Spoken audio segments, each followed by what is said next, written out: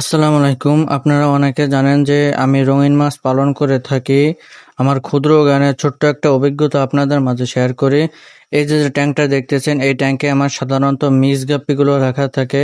এখানে আমার ছোট বড় মিলায় ৩০০ মতো মিক্স গাপ্পি আছে। আজকে হঠাৎ করে দেখলাম যে ২টা মাছ মারা গেছে। আমি বেশি দেরি না করে পটাশ আর মোটা দানা লবণ গুলায় ট্যাঙ্কে দিয়ে দিলাম।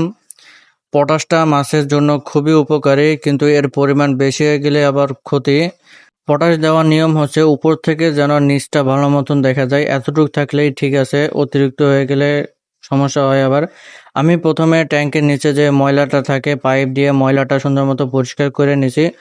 তারপরে কিছু পুরাতন পানি অ্যাড করে দিচ্ছি। মাছের জন্য পুরাতন পানি দেওয়া ভালো। ডাইরেক্ট নতুন পানি মাছ সহজে সহ্য করতে পারে না, এই কারণে মাছ অনেক সময় স্ট্রেসফুল হয়ে মারা যায়।